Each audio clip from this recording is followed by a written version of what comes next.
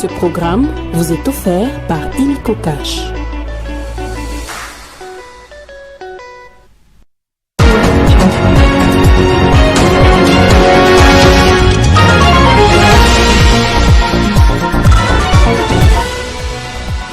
L'armée congolaise a révélé les circonstances de la mort du gouverneur militaire du Nord Kivu, Peter Chirimwami. Selon le porte-parole des FARDC, Sylvain Ekenge, le gouverneur militaire a été tué par des snipers de l'armée rwandaise. Face à l'aggravation de la situation sécuritaire dans l'est du pays, Kinshasa a décidé de rappeler ses diplomates déployés à Kigali et un ultimatum de 48 heures a donc été donné aux autorités rwandaises pour arrêter leurs activités à Kinshasa. Pendant ce temps, les conseils de sécurité de l'ONU se réunissent en urgence ce dimanche à la demande de Kinshasa qui déplore son inaction malgré les différents rapports d'experts des Nations Unies. Nouveau journal sur Télé 50, bienvenue à tous. D'abord, cette information, le gouverneur militaire du Nord Kivu a été tué par des snipers de l'armée rwandaise alors qu'il se trouvait au front pour galvaniser les troupes. C'est ce que révèle l'armée par le canal de son porte-parole, le général Sylvain Ekenge, que je vous propose d'écouter. Il était gouverneur militaire du Nord Kivu. Et quand la situation s'est empirée du côté de Mumbambiro et de Saké, il était obligé d'aller accompagner les commandants de la 34e région militaire pour essayer de galvaniser les troupes qui étaient au front, qui stoppaient l'avancée de l'ennemi et qui l'ont fait reculer. Et c'est dans ces entrefaits que les snipers de l'armée rwandaise l'ont identifié, ils ont tiré sur lui.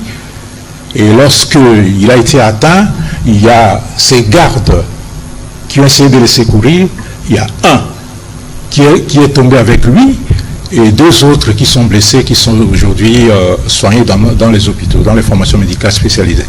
Voilà le contexte dans lequel notre brave officier général, le général-major Chirimwami Kuba Peter, gouverneur intérimaire du Nord Kivu. Entre-temps, le vice-gouverneur du Nord Kivu, le commissaire divisionnaire Jean Romuald Ekuka Lipopo a rassuré la population des dispositions prises pour lutter contre l'insécurité dans sa juridiction.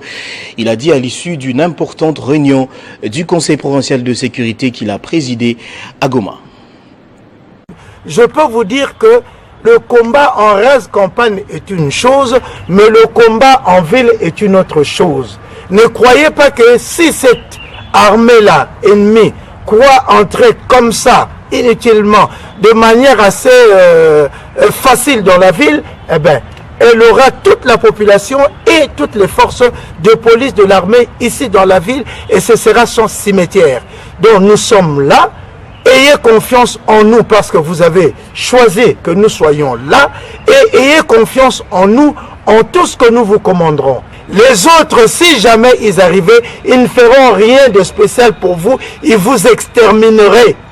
Donc que l'on ne dise pas non, le vice-gouverneur est parti, tel a fui. Non, ayez confiance en nous. Nous allons tous ensemble unir nos efforts pour défendre la ville de Goma. Certes, nous avons été décapités par la mort de son Excellence le gouverneur, mais nous sommes tous là et voyez comment nous sommes rangés. Nous avons fait cette réunion pour montrer à la population ici que nous sommes sur place. Elle n'a pas à avoir peur, nous sommes sur place. Il y a des gens qui spéculent sur notre fuite, sur notre déplacement. Regardez vous-même, nous sommes tous là et nous allons servir la population en notre qualité, c'est-à-dire les gouvernants. Nous avons parmi nous le commandant région, nous avons le commissaire provincial de la police, nous avons l'amiral de la force navale, nous avons chacun dans ses attributions. Je crois que chacun de nous est là en place, en poste pour faire son travail. Et en ce qui concerne l'électricité, nous sommes en train de faire le nécessaire pour que l'électricité revienne dans la ville de Goma. Entre-temps, la situation reste toujours tendue ce dimanche dans la ville de Goma où les rebelles du M23 ont tenté de déborder pour entrer dans la ville de Goma, justement. Des violents combats opposent en ce moment même les forces armées de la République démocratique du Congo avec l'appui des Wazalendo aux terroristes du M23 dans les territoires de Nyiragongo, précisément. On écoute à ce propos notre correspondant sur place, Pacheco Kavundama. Comme vous venez de l'entendre, ce sont des coups de feu qui sont entendus ici dans la ville de Goma. Précisément, nous sommes au quartier Majengo où il y a eu panique ce dimanche matin à cause des mouvements de population venus de l'autre côté du territoire de Nyiragongo où on signale le débordement de l'ennemi du M23 au niveau de la borne 13 qui sépare la République démocratique du Congo au Rwanda voisin. Et cette borne 13 est située dans le territoire de Nyiragongo.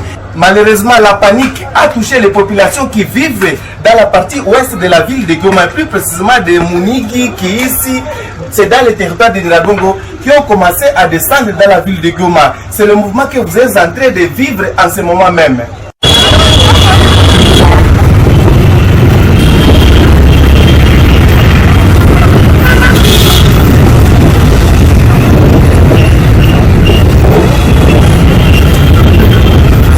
Différentes avenues, il y a des mouvements de population qui fuient effectivement l'avancée des rebelles du M23.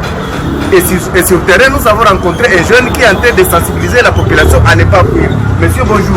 Bonjour. Alors, dites-nous pourquoi vous êtes en train de sensibiliser les gens à ne pas fuir et à rester dans la ville de Goma? Oui, nous avons d'abord de sensibiliser notre population qui doivent rester calme parce qu'on connaît qu'il y a des gens de M23 qui sont là pour fuir d'abord dans notre ville pour mettre les causes au niveau de notre population. C'est pour cela qu'on a dit qu'ils doivent être calmes parce que les situations sont calmes. Et qu'est-ce qui peut rassurer la population? Parce que je vois déjà des mouvements de population.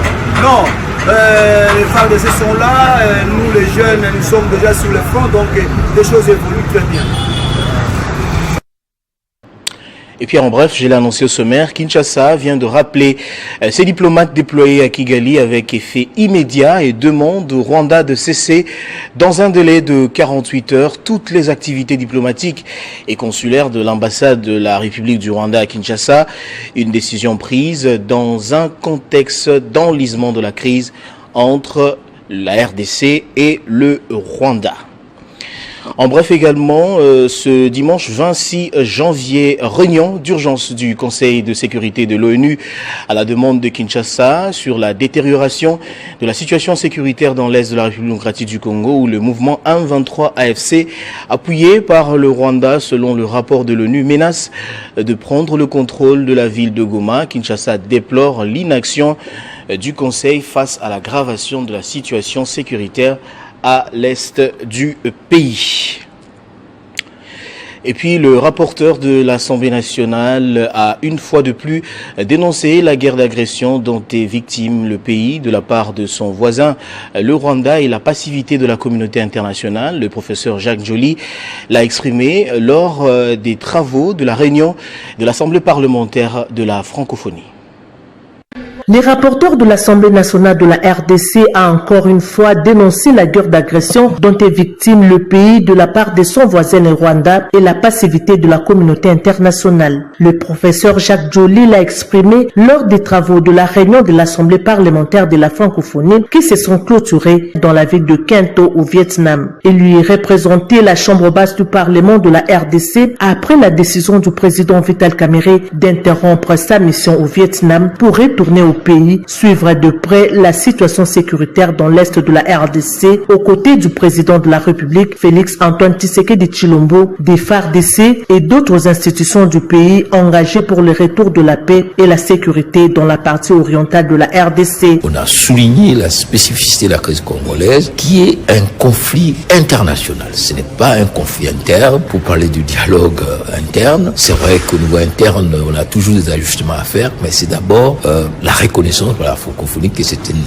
crise de nature internationale, une agression, et surtout on a souligné la présence, n'est-ce pas, de troupes rwandaises sur le sol congolais en violation d'un principe fondamental de droit international, le respect de la souveraineté des États. Le professeur Jacques Joly a dénoncé les silences de la communauté internationale qui se cache d'après lui derrière des prétextes d'une présence des FDLR et une collaboration non prouvée entre ces anciens rebelles rwandais et le gouvernement congolais.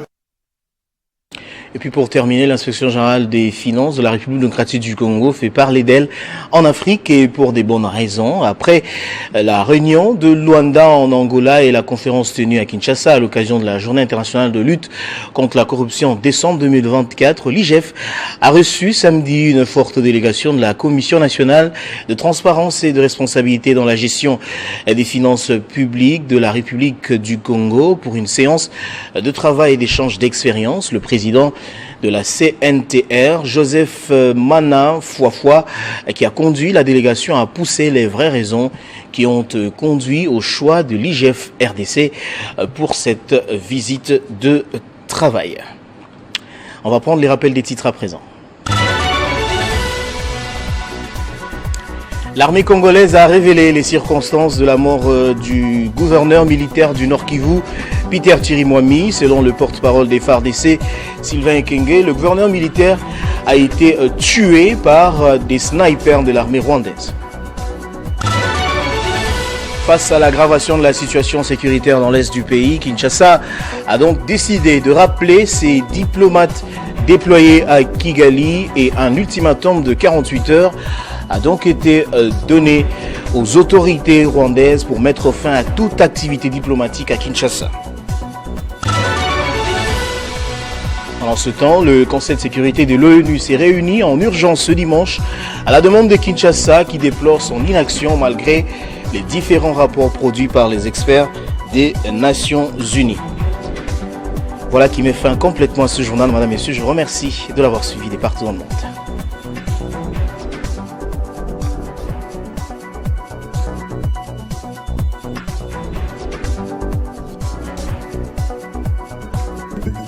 Retrouvez toute l'actualité en continu sur www.tele50.cb.